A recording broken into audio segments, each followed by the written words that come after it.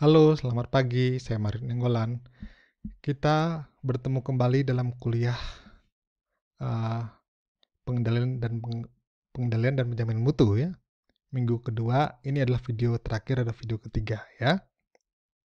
Kita akan mulai membahas pada video ketiga ini mengenai efek dari sample size pada peta kendali. Sample size ya. Misalkan kita punya sample size ya. Sample size itu kodenya N ya. N seperti ini ya, nggak pakai akar N doang. N itu sample size atau ukuran sampel.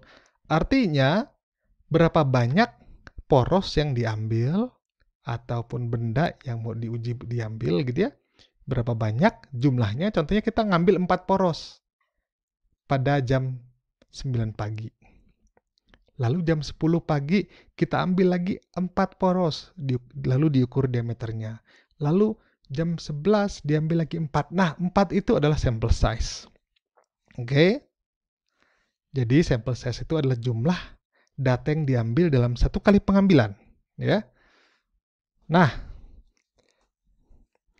kalau misalkan sampel size-nya diperbesar atau diperkecil, adakah pengaruhnya terhadap peta kendali? Ada, ya. Begini, misalkan kita punya, ini ada gambarnya mana? Mouse-nya out sampling distribution, ya. Ini lebih datar. Oke. Lalu, ya, kita misalkan ubah sample size-nya menjadi N-nya misalkan dari 4 menjadi 6. 6 ya. Dari 4 jadi 6. Maka kurvanya akan berubah. Yang awalnya landai seperti ini akan menjadi lebih lebih curam ya, atau lebih sempit variansinya. Kenapa? Karena sigma X ya, sigma X bar variansi pada kasus sampel sama dengan sigma yang kita nanti dapatkan dibagi dengan akar dari N. Jadi kalau N-nya makin besar, sigma X bar-nya akan makin kecil atau variansinya makin sempit. Begitu. Begitu juga kebalikannya. Jadi kalau sampelnya kita perkecil dari 4 menjadi hanya 2, ya, maka dia akan melandai. Makin melandai. Ini 4, lalu dia 2 itu makin melandai, ya. Seperti itu. Jelas ya? Efek dari sample size pada peta kendali. Artinya melandai gimana? Oh, mungkin harus dijelaskan ke situ. Artinya kalau awalnya kita 4 yang ini menjadi 6 sample size-nya, artinya lebih tajam, lebih sempit. Artinya UCL dan LCL berubah. Awalnya UCL-nya lebar, ke UCL LCL-nya lebar. Ini 3 sigma ya, 3 sigma pada sample size-nya 4, lalu menjadi sempit, tetap 3 sigma, tapi dengan sampel yang 6. Kalau sampel jadi 2, Pak, gimana? Mungkin dari sini ya, mungkin daerah sini UCL-nya, LCL-nya daerah sini. Makin lebar. Begitu. Lalu, ya, kita akan membahas mengenai average run length. Ya, jadi seberapa banyak kita mengambil sampel secara rata-rata, ya. Nah, sebelum kita mendeteksi out of control. Jadi, ya, selain OC curve, tahu ya OC curve yang tadi sudah kita pelajari, ada juga ARL atau average run length. Itu juga untuk mengukur performansi dari sebuah peta kendali. Oke? Ini this denotes the number of sample on average required to detect an out of control. Artinya ini ya. Misalkan kita ada proses geser gitu ya. Dari awalnya di tengah-tengah geser ke 1 sigma. Maka kalau sample size kita gitu ya, ada pengaruh sample size. Nanti ada pengaruhnya. Ini sample size ada 1, 2, 3 ini. Misalnya kita ambil 4, ini 4 ya. Ini 4. Mana mouse ini? Ini 4.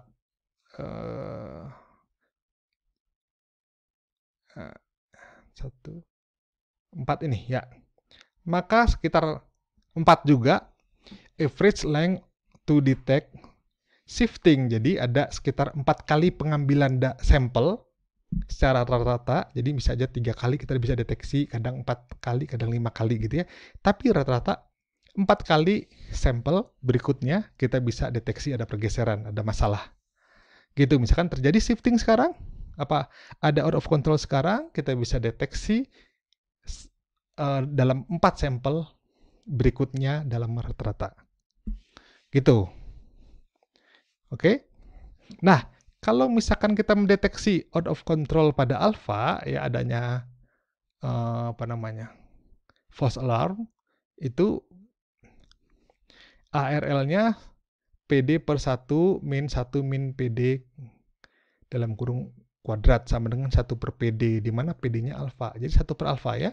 Contohnya, 1 per alfa. Alfanya adalah kalau 3 sigma 0,0026. Artinya 385. Jadi 385 sampel kita baru bisa deteksi pergeseran. Bukan pergeseran. Ya, kalau kasus ini. Alfa kan bukan geser.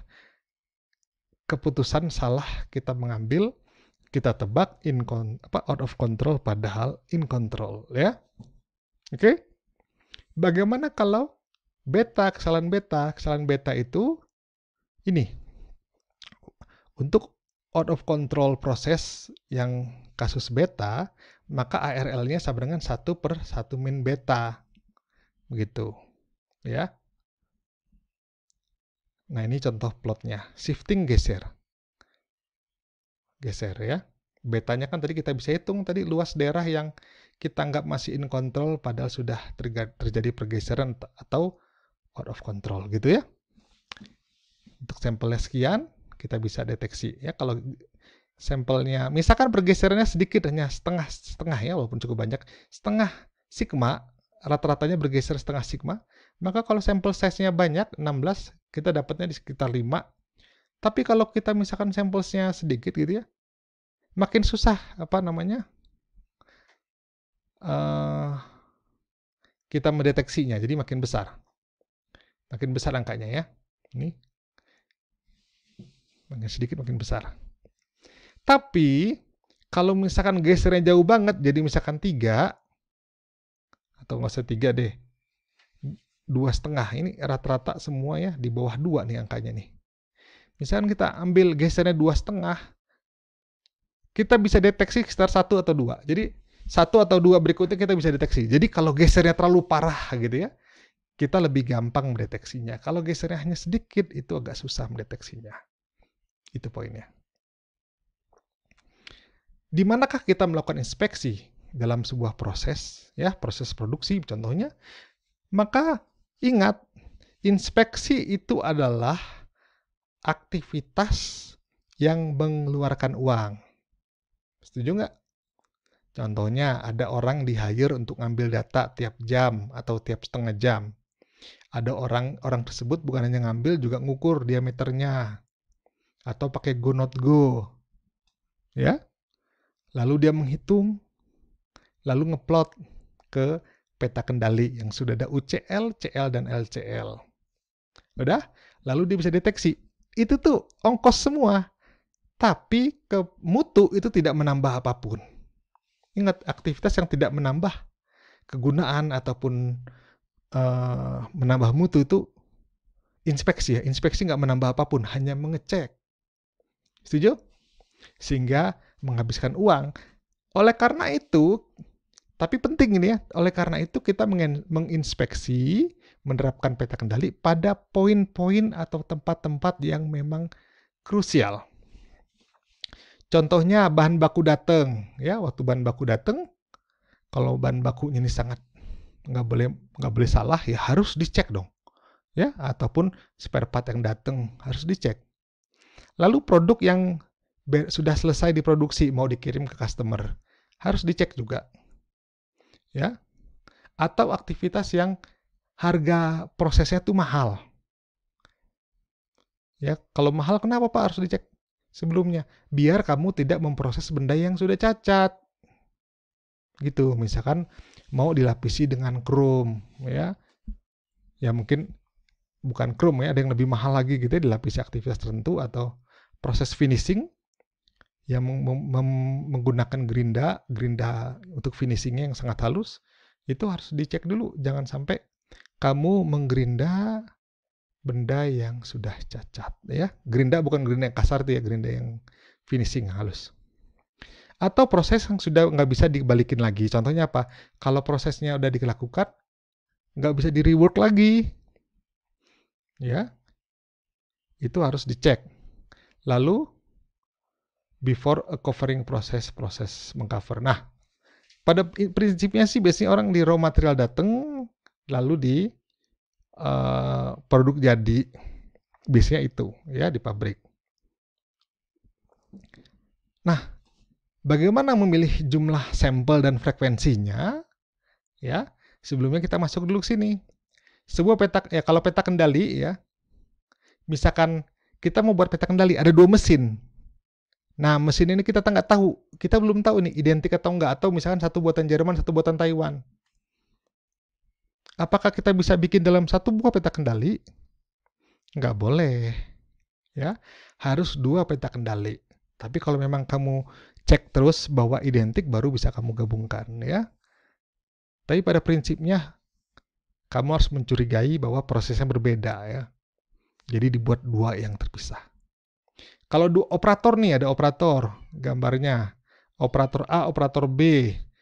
Nah, kalau operatornya ini beda, ya, pengalamannya beda, ya harus dibuat peta kendali yang berbeda.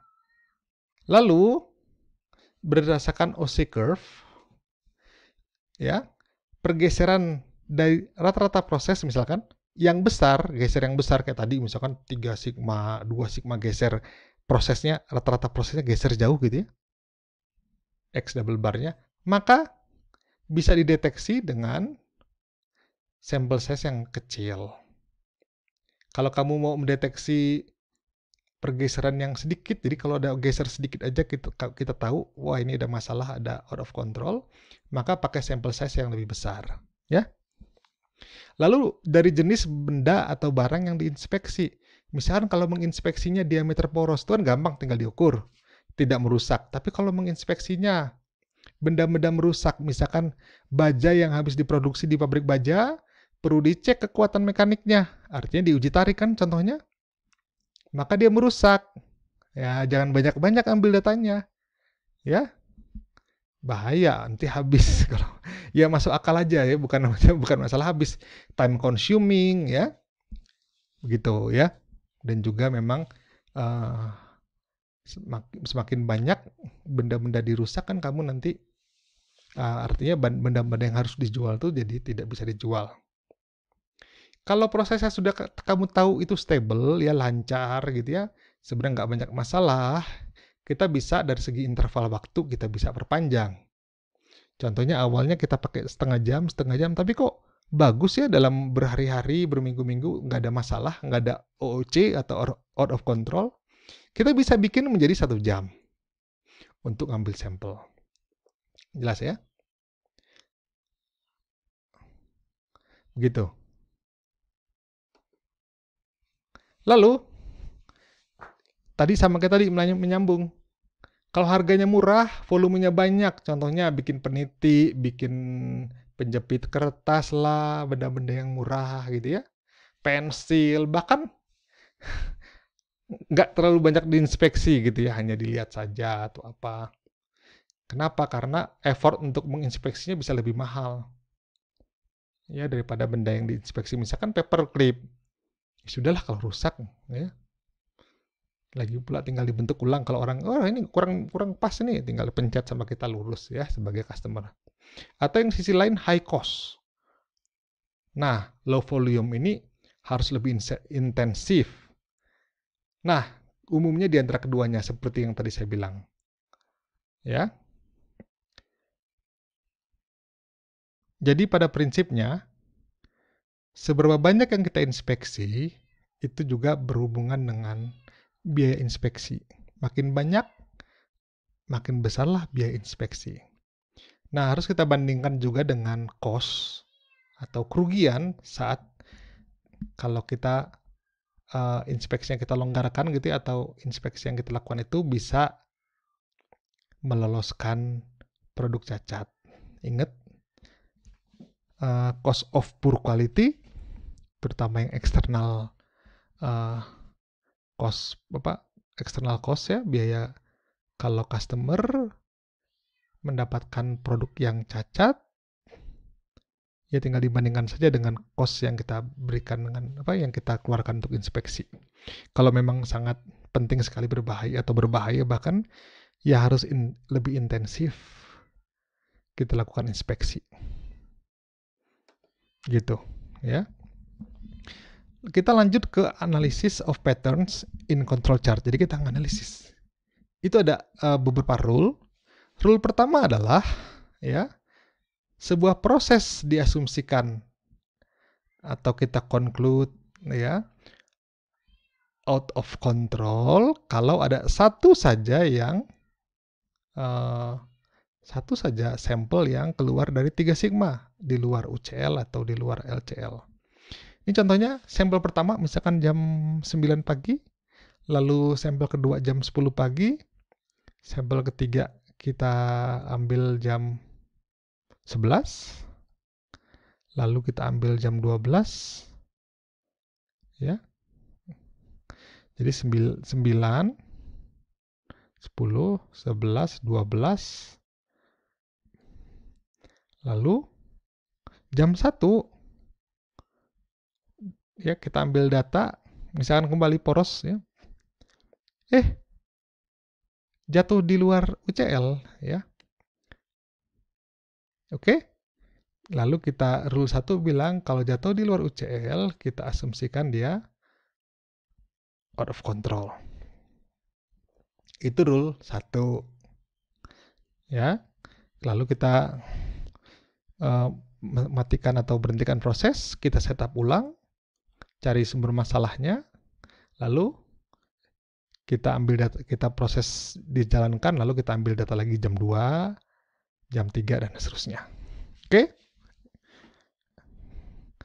Lalu masuk ke rule 2. Rule 2 itu bilang begini.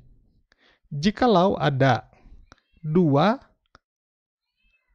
ya dari 3 data ya sampel tadi yang jatuh di luar 2 sigma atau di antara 2 sampai 3 gitu ya, di warning gitu ya, warning limit pada sisi yang sama, itu sudah dibilang out of control. Nih contohnya data ketiga, ada yang masuk, udah ada yang masuk gitu ya di atas ya. Ini pertama ada yang data yang keempat, ini pertama kali yang ada di warning limit.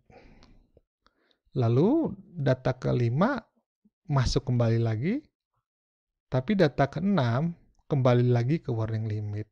Ini merupakan pertanda atau sinyal kemungkinan ada out of control ya prosesnya. 2 dari 3 ada 1, 2 dari 3 biji. Tapi kalau 2 kali berturut-turut gimana? Kan belum nyampe 3. Jadi 1 data keempat di sini di warning limit. Data kelima udah di warning limit. Udah langsung OOC. Kenapa? Karena kan 2 dari 3 aja udah OOC, apalagi 2 berturut-turut ya. Ataupun kalau wah Pak harus 3 Pak, ada yang konservatif seperti itu, ya sudah hitung yang sebelumnya. Nggak susah kan ya. Jadi ingat kalau 2 berturut-turut itu masuk ke warning limit pada sisi yang sama, itu sudah OOC menurut rule 2. Ya. Kalau rule 3 ya, rule 3 itu bilang gini, kalau ada 4 dari 5 data berturut-turut jatuh ya lebih besar daripada batas 1 sigma pada sisi yang sama, itu sudah out of control. Lihat kasusnya. Data 1 data 2, data 3, data 4, data 5, data 6, data 7. Maaf ini kelewatan. Ini kenapa ini? Oke, kita balik dulu ya.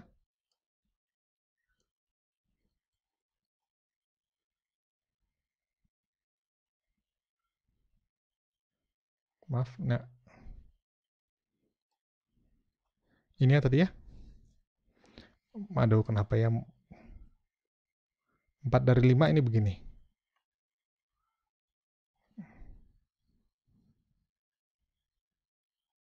Jadi 4 dari 5 begini ya. Ini batas 1 sigma ya di luar. Ini data ketiga itu sinyal dia di luar ya. Kedua enggak, karena di sisi lain. Lalu yang ketiga iya, 4 iya, 5 iya. Jadi 4 dari 5 pada sisi di luar 1 sigma pada sisi yang sama. Itu sudah out of control. Oke, lalu rule keempat. Rule keempat ini kalau 9 atau lebih data berturut-turut ada di salah satu sisi gitu ya. Jadi nggak naik turun, jadi satu sisi aja. Jadi contohnya ini. Oke, lihat dari data pertama dia sudah di atas UCL. Data kedua di atas CL, sorry ya, di atas CL, di atas CL, di atas CL atau center line, di atas center line, di atas center line. Udah berapa nih? Sampai data kelima, data keenam, data ketujuh, 8, 9. Wah, artinya ada something wrong. Anda tahu kenapa dia jatuhnya ke atas? Terus ada kemungkinan besar terjadi pergeseran rata-rata proses yang semakin membesar. Itu ya. Lalu rule kelima. Ya, kalau ada 6 atau lebih data berturut-turut itu naik terus atau turun terus. Dengan kata lain adanya tren. Ya. Kita lihat. 1, 2, 1 oke, kedua masih oke sepertinya, tapi mulai 2 ternyata data ketiga kok naik. Ya. Naik terus kayak naik gunung ya. Sebenarnya itu adanya tren. Ingat, kalau dalam peta kendali kita bisa melihat adanya pola atau pattern, artinya prosesnya tidak berjalan secara random atau karena common causes. Pasti ada special causes. Contohnya ini, misalnya ngebubut, ya mata pahatnya makin lama makin aus. Artinya dengan setting yang sama, misalnya pakai mesin CNC, maka CNC bubut ya, maka diameter porosnya akan semakin lama semakin besar karena mata pahatnya tumpul. Berjalan dengan waktu, makin tumpul, makin besar diameter yang dihasilkan. Lalu interpretation of plot, jadi sama kayak tadi ya, jadi kita interpretasi. Apakah kita pakai semua rule-nya gitu ya? Biasanya enggak di pabrik, biasanya dipakai cuma satu aja, satu. Rule 1 di luar 3 sigma, jatuh, OC gitu ya, atau out of control. Tapi ya kalau mau pakai 2 juga boleh ya, contohnya rule 1 dan rule 2. Atau kalau kasus kita misalkan ada pakai 5 rule, apa yang terjadi? Ya, ingat rumusnya alfa sama dengan 1 min penjumlahan dari 1 min alfa ke I. Ya, I sampai K. Contohnya, alfa 1 0,005, alfa 2 0,02, alfa 3 0,03 dan alfa 4 0,05. Jadi alfa total sama dengan 1 min alfa 1 kali 1 min alfa 2 kali 1 min alfa 3 kali 1 min alfa 4 sama dengan 0,101. Alfanya besar banget. Artinya kita banyak sekali mendeteksi, wah ini out of control, padahal kemungkinan besar enggak gitu ya. Kemungkinan enggak itu banyak ya. Sehingga cukup merepotkan ya. Jadi orang bisa pakai 1, 2 gitu ya. Tergantung dari prosesnya. Kalau proses sudah sangat stabil bisa pakai 1 aja udah cukup ya. Oke, ini akhir kuliah kita minggu kedua. Kita akan bertemu kembali lagi setelah UTS. Saya Mario Danggolan, terima kasih atas kerjasamanya. Sampai jumpa.